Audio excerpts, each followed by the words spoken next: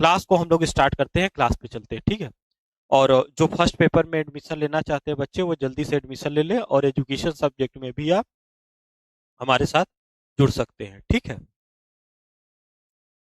Education subject में भी आपके यार मित्र कोई भी दोस्त यार हो तो उन्हें जरूर बताइए कि फाउंडेशन बैच जो है स्टार्ट हो गई है, ठीक है। आप यहाँ पे प्ले स्टोर पे जाएंगे, पार्थ एजुकेशन का ऐप डाउनलोड करेंगे, वहां से एडमिशन ले सकते हैं, ठीक है। आइए प्रश्न नंबर 1। यहाँ कुछ चीजें लेकर के चलेंगे और नोट करते चलिएगा, ठीक है। थोड़ा उधर लेट हो जाता है ना क्लास को वो करने में, इसलिए जल्दी। एक अधिगमकर्ता विद्यालय में, एक अधिगमकर्ता है वो विद्यालय में केक बनाना सीखता है, ठीक है। वह घर पर केक बनाने के ज्ञान का अनुप्रयोग करता है। अगर ये शब्द को अगर मैं आपसे पूछूं, अनुप्रयोग, इस शब्द को आपने कहीं सुना है? ये भी बता दीजिए, ठीक है। यह किस प्रकार का अधिगम होगा? देखिए, अधिगम में दो तीन चीजें याद रखिएगा। जब पूछे जाएगा कि अधिगम की प्रक्रिया में, इसमें अधिगम की प्रक्रिया में, अधिगम का मतलब सीखना, अधिगम की प्रक्रिया में, ठीक है, अधिगम की प्रक्रिया में समय और सीखने की मात्रा को दर्शाना हो, क्या, कितने समय में बच्चा कितना सीखता है, तो उसे वक्र कहा जाता है। क्या कहा जाता है? वक्र। ऐसा वक्र होता है ना। ऐसा वक्र होता है। एक चार प्रकार के वक्र होते हैं, एक ऐसा होता है। तो जब क्रिया में कहीं ऐसा मिले कि समय, कितने समय में कितना बच्चा सीखा है, तो उसे लर्निंग जो कर्व होता है उसके माध्यम से दर्शाया जाता है।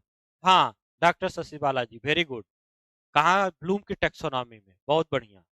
हाँ, अप्लाई में भी हो सकता है, ज्ञान बोध अनुप्रयोग विश्लेषण, वेरी गुड। शब्द हमेशा आपको याद रहना चाहिए जब भी आप पढ़ाई करते हैं, कौन कहाँ। यहाँ दिया हुआ है कि अधिगमकर्ता विद्यालय में केक बनाना सीखता है, वह घर पे केक बनाने के ज्ञान का अनुप्रयोग करता है, किस प्रकार का अधिगम होगा। अब अधिगम में यहाँ दिया है हॉरिजेंटल, ये ट्रांसफर दिया है। अब लर्निंग ट्रांसफर क्या होता है? ठीक है, अधिगम स्थानांतरण, अधिगम स्थानांतरण, अधिगम स्थानांतरण, जब एक किसी भी एक शरीर के अंग से सीख करके शरीर के अंग से उसका प्रयोग करना, उसे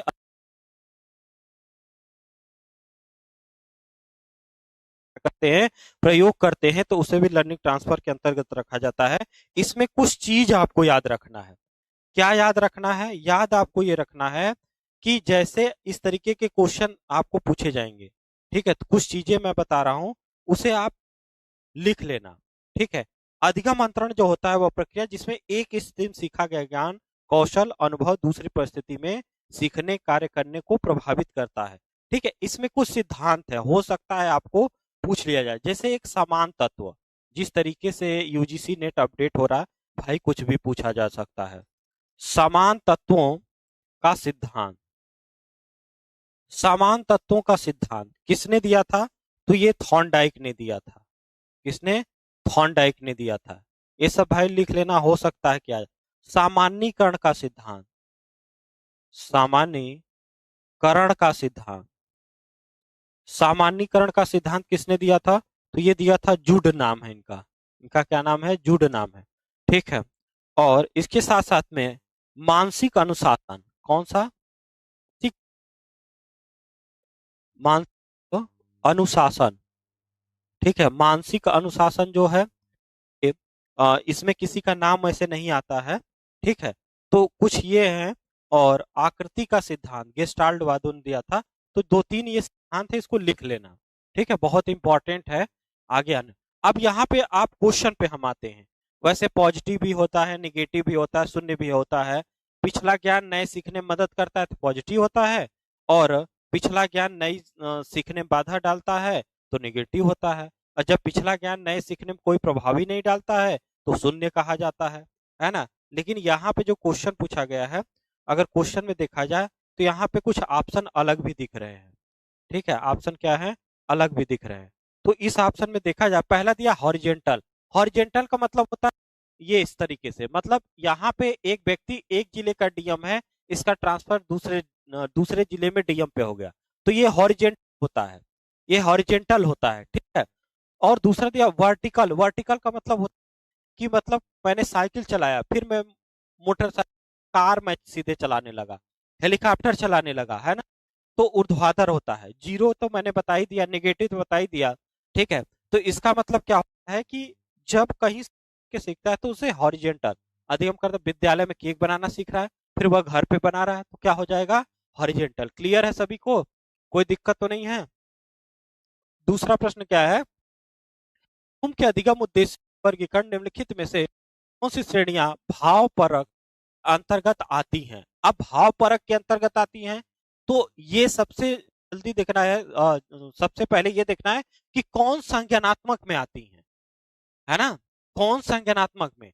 ये देखिए की पॉइंट आपके लिए मैं बता रहा हूँ, एग्जाम में भी आप जैसे जाएंगे बैठेंगे तो इसमें आपको ध्यान देना है कि इसमें तो 3 ही ऑप्शन है हमारे पास। ऑप्शन कितने हैं? 5, यानी 2 तो नहीं होंगे।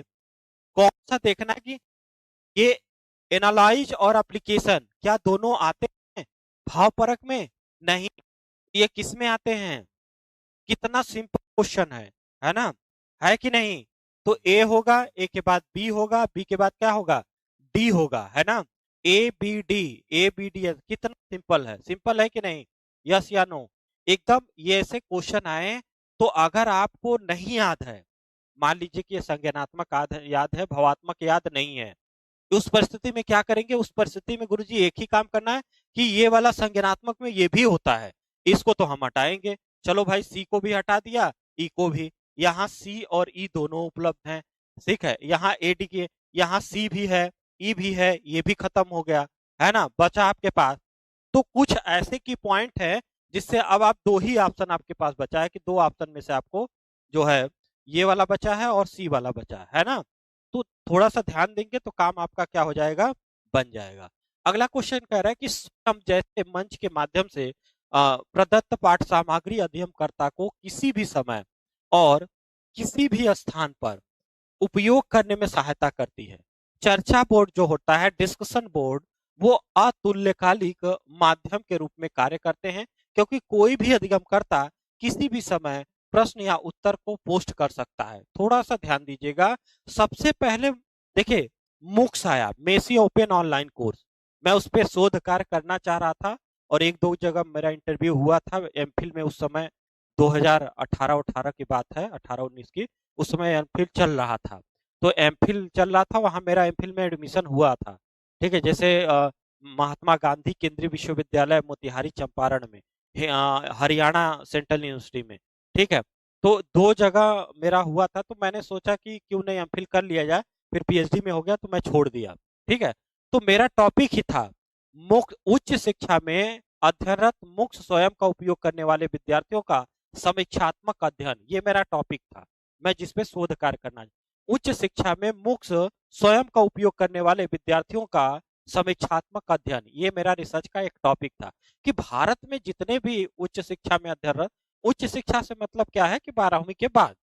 ठीक है, तो ऐसी बातें आ गई कि हमारे गुरुजी, जहां मैं पीएचडी कर रहा हूं यहाँ पे, उन्होंने कहा नहीं, तुम दूसरी टॉपिक लो। हम कहे कौन गुरुजी? कहे कि तुम टॉपिक लो एनसीसी एनएसएस कार्यक्रमों में प्रतिभाग करने वाले विद्यार्थियों की नेतृत्व शैली, सामाजिक परिपक्वता और सामाजिक उत्तरदायित्व का अध्ययन।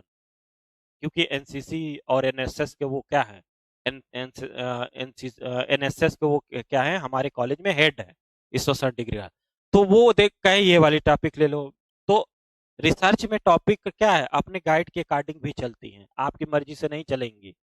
ठीक है, कि मेरा इंटरेस्ट एरिया था इसलिए मैंने ले लिया, ये तो हम लोग औपचारिक रूप से बताते हैं, लेकिन औपचारिक रूप वहां चलता उलता नहीं है। ठीक है, 15 से पहले आ जाएगी, परेशान ना होइए। आंसर की के बारे में परेशान ना होइए। एक नोटिस जारी हुई है जिसमें लिखा है कि 15 तारीख तक आपको अवेलेबल करा दिया जाएगा, तो हो सकता है आज आ जाए, लिंक जारी हो जाए, परेशान ना होइए। ठीक है, इधर ध्यान दीजिए। चलिए, अब यहाँ पे देखिए, ध्यान दीजिए क्वेश्चन क्या दिया हुआ है। क्वेश्चन दिया हुआ है कि स्वयं जैसे मंच में डेटा सामग्री को, तो सबसे पहले मेसी ओपन ऑनलाइन कोर्स आया। कोर्स कई होते हैं इसलिए यस लगा रहता है। मेसी ओपन ऑनलाइन कोर्स, ये तो कोर्स है, लेकिन अब इसको कैसे हम किस वेबसाइट से जाके परचेज करेंगे, मतलब परचेज करने का मतलब रजिस्ट्रेशन कहाँ करेंगे? ये जो है 9 से लेकर के और पीजी तक चलता है यहाँ पे, 9 से लेकर के पीजी तक। ठीक है, तो यहाँ पे मुक्स जो है, अब उसके लिए कई वेबसाइट है, स्वयं है, ठीक है, स्वयं के साथ साथ ब्लैक बोर्ड है, ईडीएक्स है, खान एकेडमिक है, बहुत सारे उसके वेबसाइट है जिसमें स्वयं बहुत चर्चित है। लेकिन कहा गया कि अगर जहाँ पे इंटरनेट अवेलेबल है तो हम तो स्वयं के माध्यम से रजिस्ट्रेशन करके फ्री में पढ़ लेंगे। अगर आपको कोई सर्टिफिकेट चाहिए तो आपको कुछ 50-50 रुपए, 100 रुपए जो शुल्क है वहीं आपको अदा करना पड़ता है, तो आपको सर्टिफिकेट भी मिल जाता है ना। अच्छा, लेकिन ऐसी जगह जहां इंटरनेट अवेलेबल ना हो, वहां कैसे आप इस सामग्री को पहुंचाएंगे? तो इन्होंने कहा कि हमारे पास एक और जुगाड़ है, स्वयं प्रभा, जो डीटीएच के माध्यम से चलता है, डायरेक्ट टू होम। किसी घर इंटरनेट हो या ना हो, खाने के लिए हो या ना हो, आप देखेंगे कि झोपड़ी में भी एक डीटीएच लगा रहता है। अरे हम लोग संगम में जब जाते हैं अपने रूम पे, तो संगम पे जो पुल है ना, पुल के नीचे कुछ लोग रहते हैं, तो वो पुल पे ही अपना डीटीएच लगाए हुए हैं, जो संगम पे पुल है, शास्त्री ब्रिज, उसी में लगाए हुए हैं। तो उन्होंने कहा कि उसके माध्यम से हम पहुंचाएंगे, है ना। तो वो आ गया।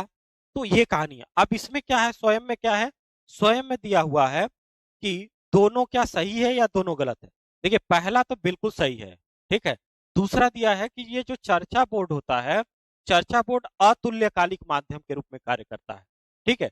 क्योंकि कोई भी अधिगमकर्ता किसी भी समय प्रश्न उत्तर पोस्ट कर, देखिए पोस्ट कर सकते हैं, लेकिन रिप्लाई का यहाँ कोई बात नहीं हुई है। पोस्ट कर सकते हैं आप, भाई हमने आपके व्हाट्सएप पे गया, हम गए आपके व्हाट्सएप पे, हमने आपसे लिख दिया क्या हाल चाल है, लेकिन आप तुरंत तो रिप्लाई देंगे नहीं। आप भाई जब उसको खोलेंगे, ओपन करेंगे सुबह, तब आप देखें अच्छा, नहीं ठीक है, नमस्ते, है ना, बढ़िया है, या कुछ भी।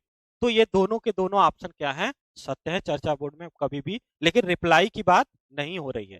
किसी भी माप में अलग अलग समय में लोक समूह मापन प्रकार जिस सीमा तक एक ही प्राप्तांक देते हैं। याद रखिएगा, जब भी हम कभी भी बात करते हैं, तो जब भी कभी भी हम बात करते हैं, तो इस प्रक्रिया में दो चीजें, कोई टेस्ट मैं बना रहा हूं, कोई टेस्ट मैं बना रहा हूं, और उस टेस्ट में क्या हुआ, जो टेस्ट मैं बना रहा हूं, जैसे मैं मान लीजिए कोई मुझे टूल लेना है, वो टूल बहुत पहले का है। रिसर्च में ये सारी चीजें याद रखना, जो मैं आपको बताता रहता हूँ अनुभव। आप ऐसे किसी टूल को ले लेंगे तो आपसे पूछा जाएगा कि आपने वो टूल क्यों लिया, तो आप बताएंगे कि एक टूल ऐसा ऐसा था, आपने नया नया टूल क्यों बनाया। एक टूल मैंने देखा था, दो टूल देखा था, वो बहुत पहले का था। एक ये, मैं मान लीजिए मैं उच्च शिक्षा पे अध्ययन कर रहा हूँ, और कोई टूल माध्यमिक पे बना हुआ है, तब तो मुझे बनाना ही पड़ेगा, है ना। अवेलेबल अगर मार्केट में नहीं है तो बनाना ही पड़ेगा। तो ये सारी चीजें आपको लॉजिकल रूप से रिसर्च में बताना पड़ता है। तो कोई, जब सबसे पहले आप क्या करेंगे, जो आपका टॉप जो वेरिएबल्स है उससे रिलेटेड कुछ क्वेश्चन आप तैयार करेंगे। कुछ क्वेश्चन तैयार करने के बाद फिर आप अपने एक्सपर्ट के पास लेके जाएंगे। एक्सपर्ट का मतलब असिस्टेंट प्रोफेसर, एसोसिएट प्रोफेसर, जो उससे रिलेटेड है, उनको ले जाके देंगे कि मैं ये इस पे रिसर्च कार्य कर रहा हूँ, मेरा ये टॉपिक है, मेरा ये वेरिएबल्स है, इस पे मैं एक जो है टूल बनाने जा रहा हूँ। फिर उससे संबंधित क्वेश्चन वो देखेंगे, ये क्वेश्चन हटा दो, एक क्वेश्चन सही है, इस क्वेश्चन में करेक्शन कर लो। कई लोगों का लेकर के फिर आप क्या करेंगे, फिर एक क्वेश्चन तैयार कर लेंगे, फिर फ्रेम। मान लीजिए आपने 80 क्वेश्चन तैयार किया, उसमें से काटते पीटते आपके पास 40 क्वेश्चन बच गए, है ना। 40 क्वेश्चन को आप लेकर के फिर उसमें क्या करते हैं कि उसको मीन मीडियन मोड, सॉरी, उसमें क्या किया जाता है कि टेस्ट जब आप बनाते हैं तो लास्ट में आप जो है वैलिडिटी और वो जरूर चेक करते हैं, ठीक है।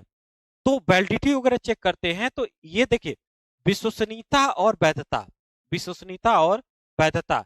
तो ये विश्वसनीयता क्या होती है, जब किसी भी टेस्ट को एक ही समूह पे बार बार लागू किया जाए, ठीक है, जब बार बार लागू किया जाए और उत्तर यहां दिया है कि एक ही प्राप्तांक दे रहा, तो उसे क्या कहा जाएगा, विश्वसनीयता कहा जाएगा, ठीक है। जब हम कंटेंट देखते हैं वैलिडिटी में कि कंटेंट हमारे उससे रिलेटेड है कि नहीं, तो हम विषय वस्तु वैधता की बात करते हैं। कंस्ट्रक्ट, जब कभी भी निर्मित वैधता, जैसे कंटेक्स्ट में जैसे हमने हाइपोथेसिस बनाना है, तो किसका यूज करेंगे, रचनात्मक वैधता का। सील गुण की बात होगी तो रचनात्मक। अब भविष्य सूचक, जब कभी प्रवेश की बात होगी तो क्या करेंगे, भविष्य सूचक वैधता की बात करेंगे, ठीक है। अगला प्रश्न है कि वायगोस्की ने बच्चों के अधिगम में वयस्कों और अधिक सक्षम योग सपाटियों की भूमिका पे बल दिया। समीपस्थ विकास का क्षेत्र जो वह क्षेत्र है जिसमें कोई भी बच्चा बिना किसी अन्य की सहायता से अकेले ही समस्या है, ये वाला तो रॉन्ग है। ये वाला क्या है? रॉन्ग है ना। बैचगोस्की मैंने आपको सिखाया है, अरे वो पढ़ाया था। चलिए जल्दी जल्दी आंसर करिए, क्लास को शेयर भी कर दीजिए।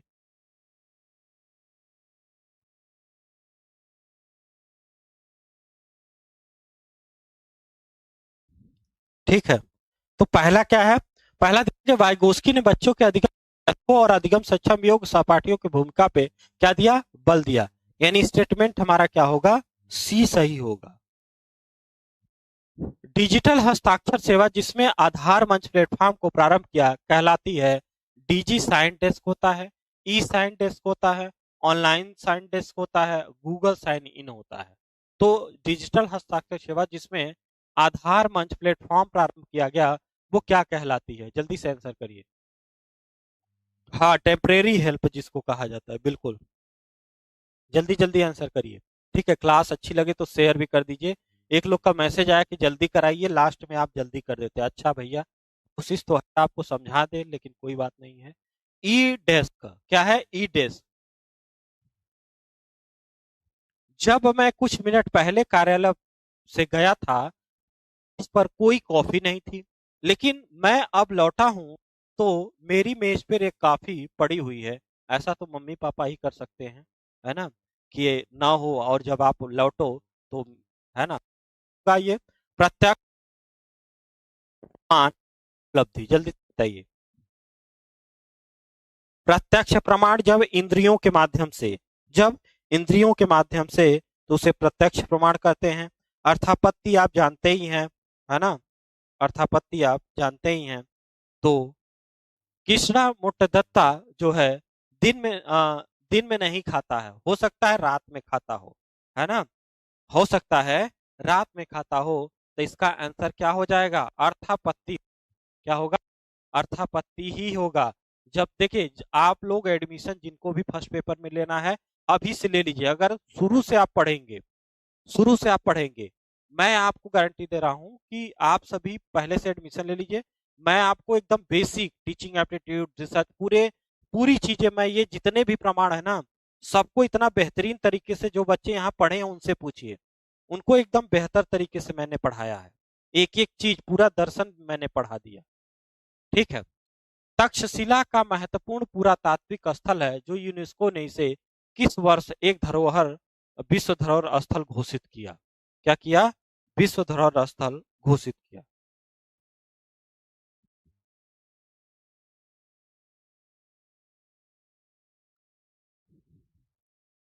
ठीक है, तो इसको कब किया गया था? 1980 में। 1980। विश्व का क्या है? प्रथम विश्वविद्यालय।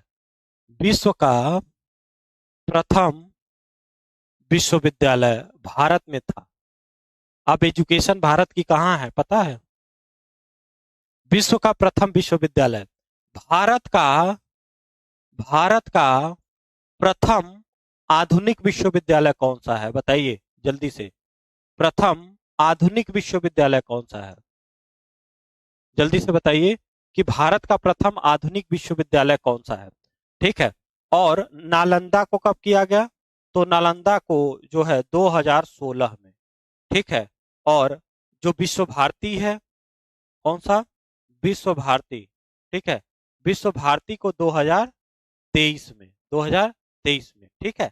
तो ये तीन विश्वविद्यालय अभी तक जो है, प्रथम विश्वविद्यालय कौन सा है?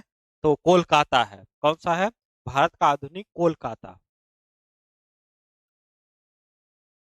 कोलकाता है। इसकी स्थापना कब हुई थी? 1857 में। किसके समय? कैनिन के समय। किसके समय? कैनिन के समय। कैनिन के समय 1857 में कलकत्ता विश्वविद्यालय की स्थापना हुई थी। ठीक है। अगला प्रश्न, निम्नलिखित में से कौन सा कथन शिक्षण के विस्तार मंथन, यानी यहाँ पे दिया है brain storming method of teaching, brain storming method of teaching. पहला दिया है कि production of a large number of idea, ठीक है, small step of presentation with feedback providing, या content labour in side line सुबोध भाषा में विषय वस्तु की प्रस्तुति। ठीक है, तो क्या ब्रेन स्टॉर्मिंग इसको कहा जाता है मानसिक झंझावात विधि। मानसिक विधि, ठीक है। चलिए,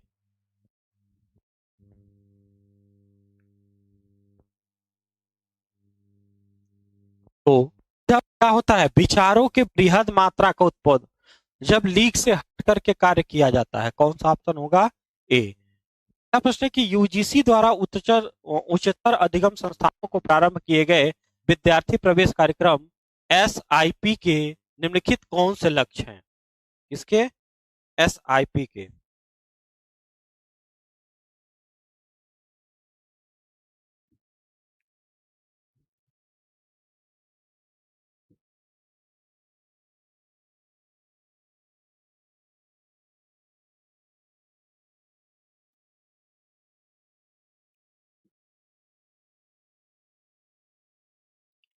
ठीक है, तो ये जो यूजीसी में स्टूडेंट इंडक्शन प्रोग्राम होता है, इसका मतलब है कि यूजीसी द्वारा शुरू किया गया एक पहल था जिसको दीक्षारंभ कहा जाता है। जिसे क्या कहा जाता है? दीक्षारंभ। दीक्षारंभ कहा जाता है, ठीक है। इसका नाम है दीक्षारंभ। जो मुख्य उद्देश्य था, प्रवेश लेने वाले छात्रों को उच्च शिक्षा में नए वातावरण को सहज सहज महसूस कराना, उसे संस्था की संस्कृति मूल्यों से परिचित कराना। ठीक है, ये इनका काम था। अब यहाँ पे दिया हुआ है कि और इनके काम क्या हैं। ठीक है, और इनके काम क्या हैं? तो यहाँ पे दिया हुआ है कि पहला दिया है कि उच्चतर शिक्षा संस्थानों में भावात्मक बौद्धिक ऊर्जा मूल्यों को मन में बैठाना और इसको बताना कि क्या होता है। ठीक है, और इसके साथ निहित क्षमताओं को करना, उच्चतर शिक्षा में नए प्रवेशकों को सकारात्मक अभिवृत्ति प्रदीप्त कराना, और साथ साथ में दिया है कि घनिष्ठता आत्मीयता की भावना और विशेषताओं को उत्तरदायित्व को जागरूकता को पोषण करना। ए और डी ऑप्शन क्या होगा? सही होगा। दीक्षारंभ कार्यक्रम जो है स्टार्ट स्टार्ट किया गया था। अगला प्रश्न कि अनुप्रयोगात्मक शोध अप्लाइड, ये क्या है? फंडामेंटल। इसको अप्लाइड रिसर्च कहा जाएगा, इसको फंडामेंटल रिसर्च कहा जाएगा। ठीक है, ये कह रहा है कि सामान्यीकरण और सिद्धांत के से संबंधित होता है। दूसरा कह रहा है कि फंडामेंटल रिसर्च उद्देश्य समाज की किसी तात्कालिक समस्या समाधान करने के लिए कौन सा रिसर्च किया जाता है? जल्दी से बताइए भाई, कौन सा रिसर्च किया जाता है? वॉइस कट रही है। अच्छा, ठीक है।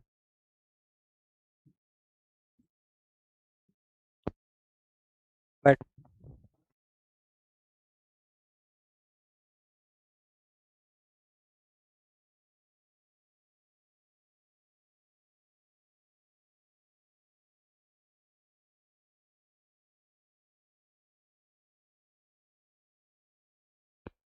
ठीक है, तो पहला दिया हुआ है कि जो अप्लाइड रिसर्च होता है वो यहां तक तो ठीक है, यहां तक ठीक है। अब बैटरी मैंने चेंज कर लिया, हो सकता है सही हो। ठीक है, यहां तक तो ठीक है, कोई दिक्कत नहीं है। अब ये देखिए, ये कह रहे हैं सिद्धांत के प्रतिपादन का काम कौन करता है? सिद्धांत के प्रतिपादन का काम कौन करता है? Fundamental research. कौन करता है? Fundamental research. यानी ये वाला गलत है। ये कौन करता है? एक्सर रिसर्च। इस कौन सा काम है? इनका एक्सर रिसर्च का काम है। दोनों स्टेटमेंट हमारे क्या है? रॉन्ग है। क्लियर है ना सभी को? दोनों स्टेटमेंट क्या है? गलत है ना? आगे बढ़ा जाए।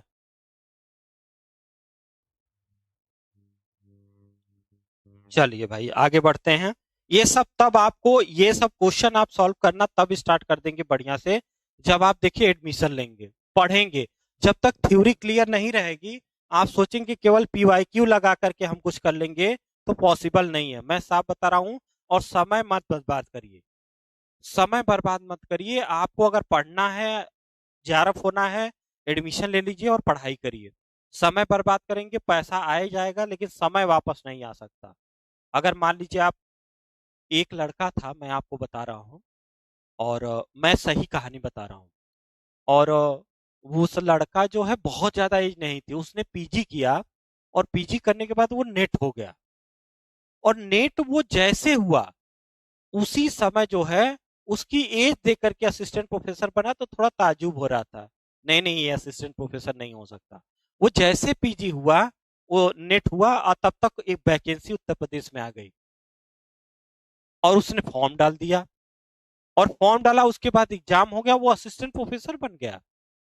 तो उसको देखने के बाद जब वो कहता था मैं असिस्टेंट प्रोफेसर हूं, तो कोई मानता ही नहीं था कि पीजी किया उसने, नेट हुआ, और उसी 2 महीने बाद ही फॉर्म आया था, वो 2-3 महीने बाद, और तुरंत उसने फॉर्म भी डाल दिया, और तैयारी भी नेट की अच्छी खासी थी, वो जेआरएफ हो गया। जियोग्राफी से वो बच्चा था, जियोग्राफी से था, यही जौनपुर का विद्यार्थी था। कहाँ का? जौनपुर का था, हमारे संज्ञान में है वो। ठीक है। तो जैस्मिन ने अपने रसायन विज्ञान के प्रयोगशाला कक्ष में अपनी प्रयोगशाला परीक्षा के समय एक 5 मिली पिपेट का प्रयोग किया, किंतु पाठ्यांक सही नहीं था। जब वो हंस, यानी वो निगेटिव चीजें होने लगी, तब उसकी मित्र रंजीता उसे पिपेट को ठीक से पकड़ने, रसायन को सही ढंग से डालने का सुझाव दिया। अब उसने सफलतापूर्वक, देखिए क्वेश्चन क्या है, ये अप्लाइड क्वेश्चन है। ये क्या है? एक अप्लाइड क्वेश्चन है। ठीक है। अप्लाइड क्वेश्चन है, तो अप्लाइड क्वेश्चन में क्या हो जाए, जो ना, ये क्या है, ये तीनों के तीनों जो है जीन पियाजे से रिलेटेड है। किनसे हैं? जीन पियाजे से, है ना। ये क्वेश्चन क्या होते हैं, ये क्वेश्चन जो हैं वो कैसे हैं, एक अप्लाई तरह के क्वेश्चन है। क्या है? अप्लाई तरह के क्वेश्चन है। ठीक है। पूर्व स्नातक, यहाँ क्वेश्चन पे ध्यान दीजिए, लिखा है पूर्व स्नातक शैक्षिक कार्यक्रम, यानी पूर्व स्नातक शैक्षिक कार्यक्रम के लिए स्वयं जो है शैक्षिक प्रोग्राम या पाठ्यक्रम किसके द्वारा विकसित किया जाता है? नेपटेल किसके लिए करता है? अभियांत्रिकी शिक्षा के लिए। आईआईएम मैनेजमेंट के लिए करता है। एआईसीटी तकनीकी शिक्षा के लिए करता है। ये स्नातक के लिए करता है। ठीक है, सॉरी, ये अहमदाबाद नहीं करता है, ये वाला करता है बेंगलोर, किसके लिए? मैनेजमेंट के लिए। यूजीसी ये स्नातकोत्तर के लिए। ठीक है। चलिए भाई, ये काटना है। ठीक है, काटना है, कौन कौन से काटना है, कौन सा रखना है, वो बताना है। तो पहला हो जाएगा, पहले के बाद तीसरा हो जाएगा, तीसरे के बाद क्या होगा, सीसी भी होगा और डी भी होगा, है ना, और ये भी होगा। लेकिन ये स्नातकोत्तर के लिए करता है, तो ये होगा ही नहीं। यानी ए और सी और डी और ई ऑप्शन को क्या करेंगे? क्लियर है? ठीक है। तो सोचिए उसकी किस्मत क्या रहे, जैसे उसने पीजी किया और नेट में फॉर्म डाला, नेट भी हो गया, उसी समय आ गया असिस्टेंट प्रोफेसर का वो। ठीक है। और जो है असिस्टेंट प्रोफेसर का आ गया क्या नाम है, फॉर्म, असिस्टेंट प्रोफेसर हो गया कम एज में। और फिर जो है थोड़ा जानकारी में है, फिर उसकी शादी उदी की बात होने लगी, कहा 30 लाख लेंगे जो है शादी करने के लिए, है ना। इसीलिए चर्चा में वो था, क्योंकि थोड़ा किसी से जानकारी में था लड़का, मतलब किसी में, तो वो बता रही थी जो है कि शादी विवाह की बात हुई, तो कहा कि 30 लाख लेंगे। अब तो 45 लाख मांग रहा है बेचारा, कह रहा असिस्टेंट प्रोफेसर है, ऐसे थोड़ी कोई शादी कर लेगा। तो पढ़े लिखे लोग, विद्वान भी आजकल, है ना, ऐसे ऐसे चीजें करते रहते हैं। पूछा है कि नैक का कौन सा काम, देखिए इसमें जो है टीचिंग लर्निंग इवेल्युएशन, इसके 7 मापदंड होते हैं, वो बहुत है। इसमें पूछा कि कौन सा नहीं है ना, कौन सा नहीं है, तो कौन सा नहीं है, तो एक ऑप्शन जो शिक्षण कर्मियों की नियुक्ति, ये वाला ऑप्शन नहीं है। यही तो हमें चाहिए, है ना, यही हमें चाहिए, केवल नहीं है ना। हाँ, चलिए भाई, ये वाला नहीं है, बाकी के सब। स्वयं के संबंध में निम्नलिखित में से कौन सा कथन सही है? किसके संबंध में? स्वयं के संबंध में। ठीक है। स्वयं 3 प्रमुख सिद्धांतों की प्राप्ति के लिए अभिकलित है। क्या स्वयं में 3 सिद्धांत हैं? कहीं भी, कोई भी, कहीं, किसी भी समय क्या कर सकता है? सीख सकता है ना। दूसरा दिया हुआ है कि स्वयं 9वीं क्लास से लेकर के स्नातकोत्तर तक क्या करता है? पाठ्यक्रम संचालित करता है। 9वीं से लेकर के स्नातकोत्तर तक, हाँ ठीक है। स्वयं विद्यार्थियों को सतत मूल्यांकन करता है, डिग्रियां प्रदान करता है। कोई भी, यानी ये वाला भी लग रहा है कि क्योंकि 3 ही ऑप्शन सेलेक्ट करना है, तो ए और बी और डी ऑप्शन को क्या करेंगे?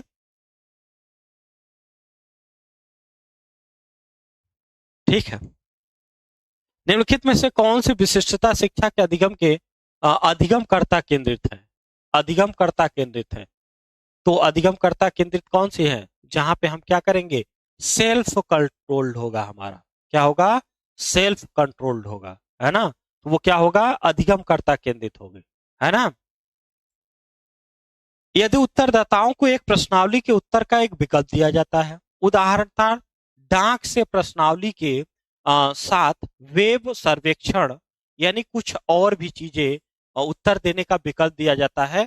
जैसे मान लीजिए कि कभी कभी क्या होता है ना कि कोई भी आप नए जो रिसर्च पेपर वगैरह लिखे जाते हैं, आपको सही बता दिया जाए तो जो अच्छे पेपर होते हैं जिसमें साइटेशन आप ज्यादा करते हैं, मतलब एक लाइन लिखा कहाँ से लिया है, पुस्तक में उसको लिख दिया कि फला के रिसर्च पेपर से, है ना। तो ये इसको कहते हैं साइटेशन। और आजकल पेपर, रिसर्च पेपर जितना मजबूत होगा उसमें जितना आप साइटेशन करेंगे उतना ही अच्छा पेपर माना जाता है ना। जब आप रिसर्च वगैरह करेंगे तो आपको साइटेशन वगैरह के बारे में जानकारी जो है मिलेगी इस तरीके से। ठीक है, जितना ही आप साइटेशन करेंगे उतना ही मजबूत। अब यहाँ देखिए, आपको प्रश्नावली में प्रश्न का उत्तर तो देना है, डाक से मैंने आपके घर भेज दिया, लेकिन हमने कहा कि आप टेक्नोलॉजी का भी यूज, कुछ ऐसी मैंने मशीन भी दे दिया जो जैसे वेब सर्वेक्षण से उत्तर देने का विकल्प, यानी इसको मिक्स मैंने कर दिया, है ना। क्या कर दिया, मिक्स कर दिया, है कि नहीं। सी कैसे हो जाएगा भाई, एक दूसरे को देख के मतलब कुछ भी। पहले तो आप ऐसे आंसर देते थे, ठीक है, टाइमिंग बताया जाएगा, परेशान ना होइए प्रिया दीदी, आप परेशान बिल्कुल मत होइए, टाइमिंग बताया जाएगा कौन क्लास किस समय चलेगी। अगर मान लीजिए एक आध दो बच्चों को होता है कि उस समय अवेलेबल नहीं रहते हैं तो आप रिकॉर्डेड क्लास देख करके नोट्स बना लीजिए। अच्छा, मेरा जो रूल है ये है कि आप जैसे क्लास हम स्टार्ट करते हैं ऐप में, आप आइए शुरू में, जो भी 5 मिनट हम आपको देते हैं आप पूछ लीजिए, ठीक है। फिर लास्ट में हम आपसे पूछते हैं कि आपका कोई क्वेश्चन है, कुछ बताना है, तो मेरा ये प्रयास रहता है कि आपको इस तरीके से एक आध क्लास ऐसे ले ले जिसमें आपको डाउट सेशन हो, ठीक है, तो परेशान ना हो, ठीक है। मल्टीपल मल्टीपल सर्वे मल्टीपल सर्वे मल्टीपल सर्वे का मतलब होता है कई प्रकार के सर्वे हम करें। यहां हमें सर्वे करने नहीं, मैंने कहा कि मैं आपको प्रश्नावली दे रहा हूं, उस पे सही गलत का निशान करना, लेकिन आप लैपटॉप का भी यूज कर सकते हैं, है ना। तो ये क्या हुआ, हमने लैपटॉप का भी यूज कर लिया, तो इसको कहते हैं मिक्स मेथड, ठीक है। अगला प्रश्न है कि चाणक्य के अनुसार संप्रेषण का प्रवाह किससे होता है। चाणक्य के अनुसार, चाणक्य का नाम कहाँ सुना है, बताइए, चाणक्य का नाम कहाँ सुना है। चाणक्य जनता से होता है, शक्ति सेंटर से होता है, कि अभिजात वर्ग से होता है, कि सेना से होता है। तो सेंटर ऑफ पावर से होता है, कहाँ से होता है, सेंटर ऑफ पावर से होता है। हाँ, ब्लेंडेड, जिसको मिक्स कहा जाता है, समझ में आई बात, जिसको क्या कहा जाता है, मिक्स कहा जाता है, ठीक है। अगला प्रश्न है कि निम्नलिखित में से कौन कौन वीडियो कॉन्फ्रेंसिंग के उपकरण हैं, कौन कौन से वीडियो कॉन्फ्रेंसिंग के टूल हैं। वीडियो कॉन्फ्रेंसिंग क्या होता है कि कई लोग आजकल देखते हैं कि हम लोग घर बैठे हुए किसी टॉपिक पे डिस्कशन करते हैं, कोई मीटिंग अरेंज करते हैं, है ना। तो जहां पे क्या हो, वीडियो कॉन्फ्रेंसिंग यानी लाइव की बात हो रही है, किसकी, जो लाइव हो। और लाइव की बात होगी तो क्या होगा, ये ध्यान दीजिए, लाइव की बात होगी तो क्या पिक्चो चार्ट होगा, ठीक है, ये नहीं होगा, चार्ट है। दूसरी चीज इसमें दिया है जैबर, जैबर भी नहीं होगा, यानी कि स्काइप होगा और माइंड मीटर होगा, अकॉर्डिंग टू ऑप्शन ए और सी। और एक मिनट, जैबर भी होता है ना, तो ये भी होगा, ठीक है। डी वाला इसलिए नहीं होगा, कौन बताएगा कि माइंड मिस्टर क्या होता है, यानी ये होगा, ठीक है। माइंड ट्विस्टर क्या होता है,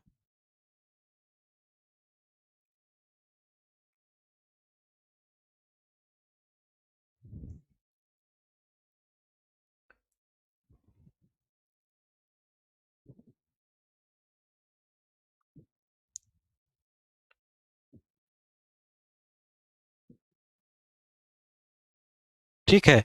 ये माइंड ट्विस्टर क्या होता है, एक ऑनलाइन, एक क्या है, एक ऑनलाइन ही होता है लेकिन मैपिंग टूल है ये क्या है, एक मैपिंग टूल है। और मैपिंग टूल है तो इसका कोई भी काम उस तरीके से जो मानचित्र वगैरह को बताता है, तो ये वाला भी नहीं होगा, ठीक है। अब ये है कि ब्लू जींस मीटिंग, ये क्या है, ब्लू जींस मीटिंग है,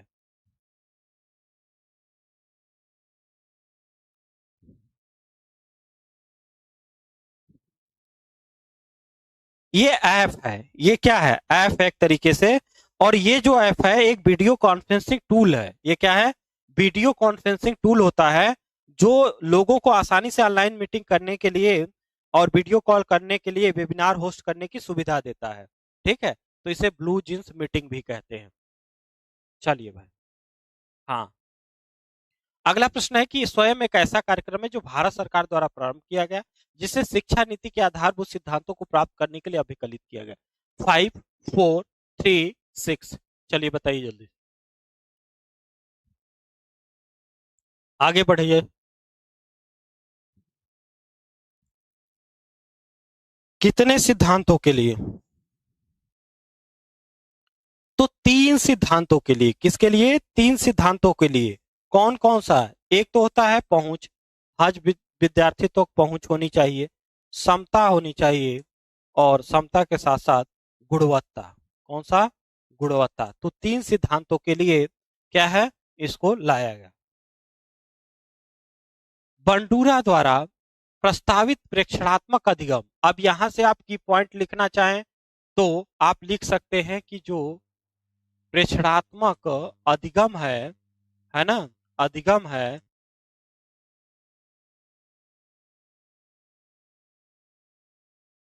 में तो आप लिख सकते हैं कि प्रश्नात्मक अधिगम किसका है? बंडूरा का है। ठीक है, अब बंडूरा में देखा है इनके इनके सिद्धांत का नाम वैसे है सामाजिक अधिगम। कौन सा है? ये बहुत ज्यादा फर्स्ट पेपर पूछा गया क्वेश्चन है कि सामाजिक अधिगम का कॉन्सेप्ट किसने दिया। तो सामाजिक अधिगम का सिद्धांत किसने दिया? तो ये बंडूरा ने दिया।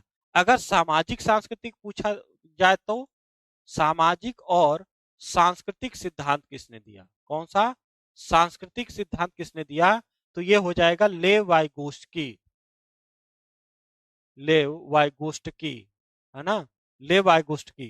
तो ये याद रखिएगा। ठीक है, चलिए।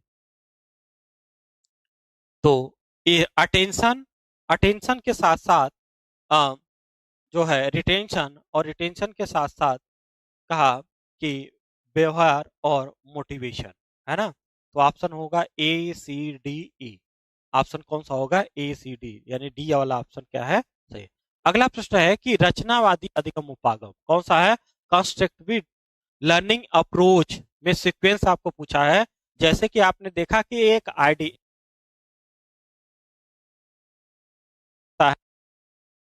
ई मॉडल्स दिया है, याद है किसने दिया है? गैने ने, है ना।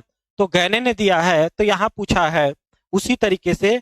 और यहां देखिए इंगेज सबसे पहले आता है, इंगेज सबसे पहले आता है, और ई यहाँ पे दिया। इस क्वेश्चन को कई बार पूछा गया है कि पॉइंट के माध्यम से करेंगे तो काम आपका बन जाएगा। अच्छा, इसमें से कितने कितने कौन कौन से विद्यार्थी ऐप में एडमिशन ले चुके हैं? खड़े हो जाए। कौन कौन से विद्यार्थी एडमिशन ले चुके हैं ऐप में, और कौन कौन लेना चाह रहे हैं अभी? निम्नलिखित में से भारत के किस शिक्षा आयोग ने पाया कि यह स्पष्ट किया कि यदि उच्चतर शिक्षा में आमूलचूल सुधार नहीं किया गया तो हमारा प्रशासन, तकनीकी, हमारे बौद्धिक मापदंड, सामाजिक उन्नति आदि सभी बहुत गंभीर रूप से बाधित होंगे। पहला दिया है कोठारी आयोग, 1948, सॉरी 1964 और 66। ठीक है, इसकी सबसे एक बड़ी विशेषता ये जो है, किसकी बात करते हैं? तो विद्यालय संकुल की। इसकी विद्यालय संकुल क्या होता है गुरुजी? विद्यालय संकुल जो होता है एक माध्यमिक स्कूल होगा, उसके आसपास के प्राथमिक स्कूल उससे अटैच होंगे, इसी को कहा जाता है विद्यालय संकुल। 1948 और 49 इनकी कुछ विशेषताएं, जैसे ग्रामीण विश्वविद्यालय की स्थापना किया जाए, जैसे कृषि विश्वविद्यालय की स्थापना किया जाए, है ना। इस विश्वविद्यालय की स्थापना की बात ये करते हैं। ठीक है, और हंटर आयोग, शिकारी आयोग, तो उस समय आप लोग थे जब हंटर आयोग बना था, तो कौन कौन थे? आप लोग में से बहुत सारे लोग रहे होंगे, थे कि नहीं थे, बताइए।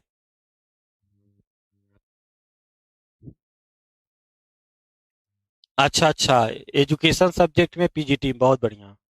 पीजीटी में ले लीजिए एडमिशन, 15 से क्लास हम स्टार्ट करेंगे। ठीक है, चलिए। तो ये आंसर क्या होगा इसका? ए वाला ऑप्शन क्या होगा? कोठारी आपका सही होगा। हाँ बिल्कुल ले लीजिए, क्योंकि देखिए अभी फीस कम हुई है। ठीक है, जो पीजीटी का भी फीस कम है इस समय, और इसी समय एजुकेशन नेट की भी फीस बहुत कम है। आप एक बार जा करके नए बैच की जून की देख सकते हैं। जितना आपका घर का मोबाइल का लोगों का रिचार्ज का होता होगा, 2-3 लोगों का मिला के उतना होगा। बहुत ज़्यादा होगा, हमको नेट का 1200 होगा लगभग, 1250, और वही पीजीटी का 1100 के आसपास होगा। ठीक है? सर आप तो रहे ही नहीं होंगे। नहीं, हम तो नहीं थे, लेकिन आप लोग थे उस समय। हंटर आयोग था तो थे कि नहीं थे? मूल्यांकन प्रक्रिया में निम्नलिखित में से इन एवल्यूएशन कौन सा कथन यानी फॉर्मेटिव को, यानी कुल मिलाकर के इन्होंने पूछा है कि फॉर्मेटिव इवैल्यूएशन से संबंधित है। से संबंधित है, फॉर्मेटिव इवैल्यूएशन से क्या है, संबंधित है। ठीक है,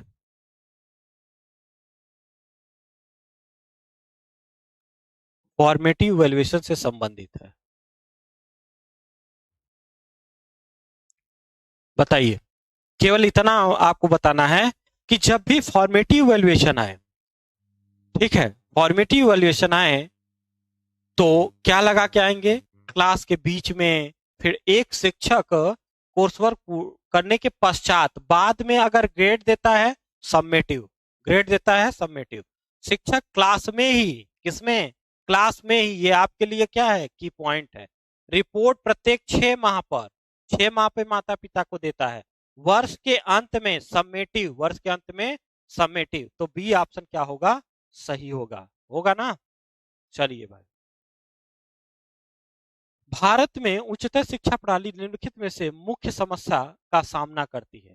यानी भारत में उच्च शिक्षा प्रणाली, इस समय भारत में उच्च शिक्षा प्रणाली, और बहुत सारे ऐसे डेटा यूजीसी ने, अरे सॉरी, एनआईपी 2020 ने भी दिया कि जैसे जैसे आगे विद्यार्थियों, ड्रॉप करने वालों की संख्या बढ़ती है, मतलब जो लोग छोड़ते जाते हैं वो भारत में बहुत। एक तो सबसे पहले दिया है कि, पहला दिया है कि प्रचुर मात्रा में निधिकरण, सार्वजनिक विषयों का कठोर विभाजन, ठीक है, और साथ में शिक्षकों संस्थाओं का सीमित स्वायत्तता उनको दी गई है, और विषयों में गुणवत्तापरक शोध पे कम बल देना। सही बताए ना, विश्वास नहीं करोगे आप। पीएचडी से लोग, जैसे मैं आपको कुछ चीज शेयर करता हूं तो आप डरते होंगे कि अरे गुरुजी बताते हैं ऐसा थोड़ी, पी जब आप पीएचडी करोगे तो पता चलेगा कि पीएचडी होती क्या है। पीएचडी करने के अलावा जो काम होगा वो कराया जाएगा। मैंने सुना है कि लोग बताते हैं कि जिस प्रोफेसर के अंडर पीएचडी कर रहे हो, उनके घर के काम कर, मतलब बहुत सारी चीजें। आप प्लेटफॉर्म है इसलिए यहाँ कहना उचित नहीं है, नहीं तो मैं क्या क्या चीजें सुनता रहता हूँ। उच्च शिक्षा क्षेत्र में परिवर्तन लाने के लिए नई शिक्षा नीति के दस्तावेज में किन सिद्धांतों को चिन्हित किया गया है। ज्यादा बात हो जाएगी और टाइम हो जाएगा बर्बाद, इसलिए हम लोग आगे बढ़ेंगे, है ना, आगे बढ़ेंगे। ठीक है, तो एजुकेशन को बर्बाद करके रखा गया है ना। पहला दिया हुआ है कि नई शिक्षा नीति में कला और विज्ञान के बीच कठोर पृथक्करण। ठीक है, अच्छा, एक क्वेश्चन मेरे माइंड में आ गया, कला महाविद्यालयों, कहा कला महाविद्यालयों की स्थापना किया जाए, किसने कहा था, कौन बताएगा। जो बता देगा मेरे तरफ से इनाम उसको, जो बता देगा उसको मेरे तरफ से इनाम। अच्छा, आपकी मैडम ही यही बताती है, हाँ, जिससे जिससे बात करेंगे तो बताएगा।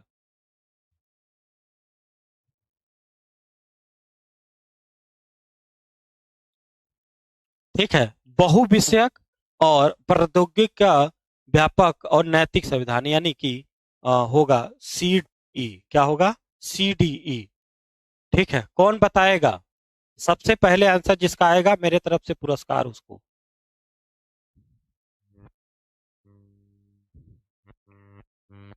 बताइए, कला महाविद्यालयों की स्थापना किया जाए, किसकी, कला महाविद्यालय। ऑप्शन नहीं दे रहे हैं हम, ऑप्शन देंगे तो आप तुरंत बता देंगे, ऑप्शन नहीं देंगे हम, नहीं बताएंगे, नहीं पता सर। अच्छा जी, शशि बालाजी के राधा कृष्ण आए हुआ, और लोग बताइए, तुक्का मार रही हैं शशि बालाजी। आ? जिसको नोट्स बनवाए हैं वो थोड़ा खोल के देख लेगा, ठीक है, जिनको मैंने नोट्स बनवाया है, पढ़ाया है ऐप में, वो थोड़ा खोल करके देखे। करजन ने जो काम किया था, करजन, जो लॉर्ड करजन जिसका नाम है, उसमें मैंने आपको पढ़ाया लिखाया था कि नहीं? एक बार खोल के थोड़ा देख लीजिए। ठीक है, एक बार देख लीजिए खोल के। अच्छा, कुछ चैनल वाले तुक्का मारने के लिए भी बताते हैं, उनको मेरी तरफ से भैया, मतलब आप पढ़ाते भी हो, तुक्का कौन सा मतलब नियम होता है, यही मैं समझ नहीं पाया। ऐसे लोगों को मेरे तरफ से कि ऐसे भी वीडियो बना देते तुक्का कैसे मारे। धन्य हो प्रभु। स्वतंत्रता से पूर्व ब्रिटिश शासन भारत में राष्ट्रीय उच्च शिक्षा प्रणाली के निर्माण में विफल रहा। 1947 के बाद विश्वविद्यालय शिक्षा आयोग 1948-49 को भारत में उच्चतर शिक्षा की आवश्यकताओं के अनुरूप सुधार के बारे में सुझाव देने के लिए अधिदेश किया गया। ठीक है।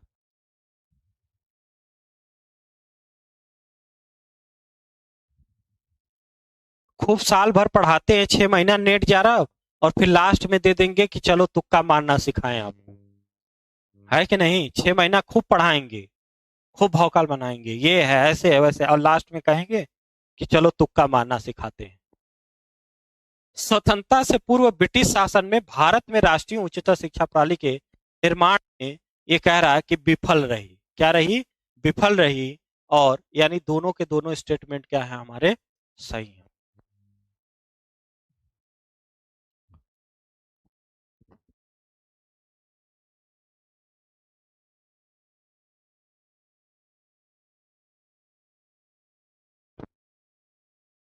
प्राचीन काल के दौरान भारत में निम्नलिखित में से कौन से विश्वविद्यालय मंदिरों के साथ संबंध के रूप में विकसित हुए, अपनी अवस्थिति के स्थान में सामुदायिक जीवन के केंद्र बने?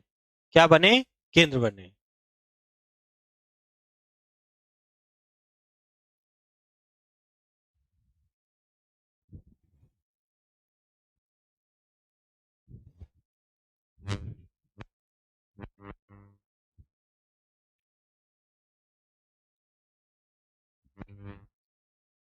तो एक नवद्वीप था वेस्ट बंगाल में और बनारस। ठीक है, तो बी और डी ऑप्शन क्या होगा इसका? इधर सीसा, पारा, बेंजीन, कैडमियम। भाई हम तो नहीं बना पाएंगे ना, तो पढ़ा पाएंगे कि तुक्का कैसे मारे, है ना? ठीक है, तुक्का मारते हैं, लेकिन हम, कोई रूल है क्या तुक्का मारने का? कोई नियम हो तो बताइए, पढ़ लिया जाए, फिर तुक्का मार के ही पास हो लिया जाए। कोई है तो बताइए। ठीक है, लीड, सीसा, पेंट, है ना, मरकरी और बेंजीन। बेंजाइन और बेंजीन, ये क्या है? ठीक है, कैडमियम।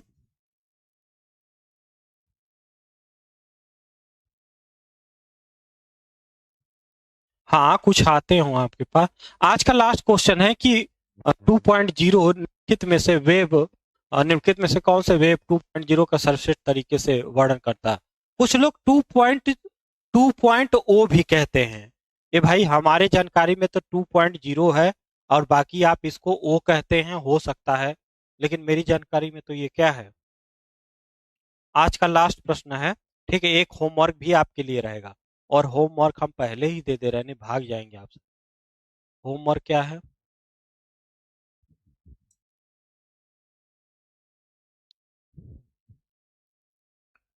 ठीक है, होमवर्क है कि नेशनल पॉलिसी ऑन एजुकेशन 1986 में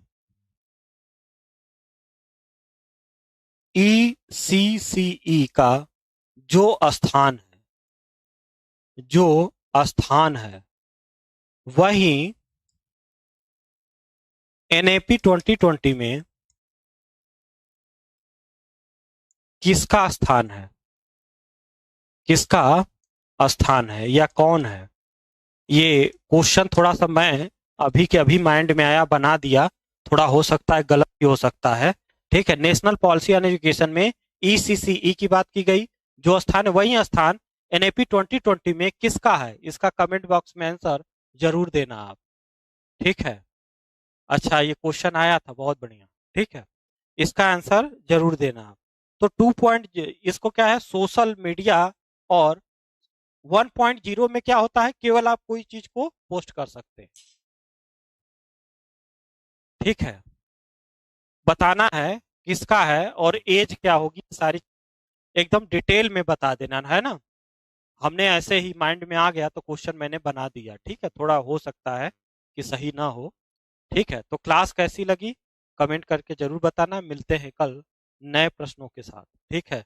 और आप जिस विद्यार्थी को एडमिशन लेना है अभी भी, वो पार्थ एजुकेशन पे अपने मोबाइल में प्ले स्टोर पे जाएं, पार्थ एजुकेशन ऐप डाउनलोड करिए, जो आपको बैच लेना है परचेज करना है उस पर जा करके।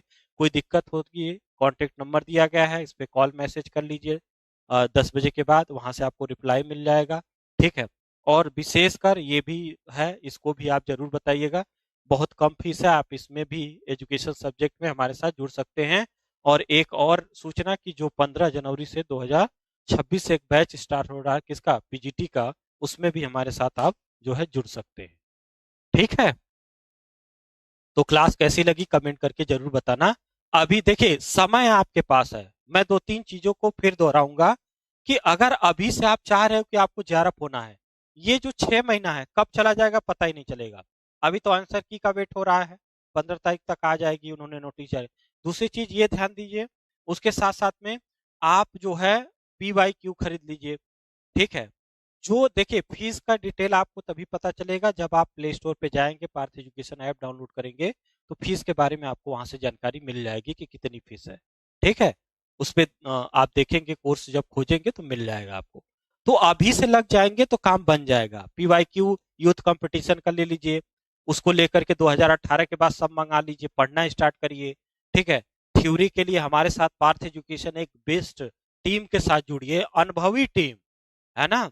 वैसे तो बहुत सारे लोग पढ़ा रहे हैं, ऐसा नहीं है, लेकिन अगर अनुभवी टीचरों के साथ, मैं खुद 2018 से, मैं 2018 से पढ़ा रहा हूँ, नेट जेआरएफ तो नहीं पढ़ा रहा, पहले मैं बीटीसी पढ़ाता था, बीएड पढ़ाया, फिर एमएड भी पढ़ाया, लेकिन मैं यहाँ संस्था में 5वां साल मेरा है, यूजीसी नेट में पढ़ाने का 5वां साल है ना। झूठ तो नहीं बोल सकते कि मैं 10 साल से पढ़ा रहा हूँ, लेकिन यहाँ 5वां साल यही मैं पढ़ा रहा था, यही पढ़ा रहा हूँ, ठीक है। और उसके पहले जो है मैं बीडीएड बीटीसी और एमएड में पढ़ाया हूँ, ठीक है। तो वहां का भी थोड़ा अनुभव रहा। और एग्जाम तो मैं दे रहा हूँ 2016 से, यूजीसी नेट का 2016 से मैं एग्जाम दे रहा हूँ। और एमएड से एम एजुकेशन सब हो गया है, अब एम जियोग्राफी से दे, उससे अनुभव भी मिलता है कैसे प्रश्न आते हैं, है ना सारी। बहुत बहुत धन्यवाद, शुभकामनाएं आप सब। मिलते हैं 10 बजे आपको यूजीसी नेट एजुकेशन की क्लास में।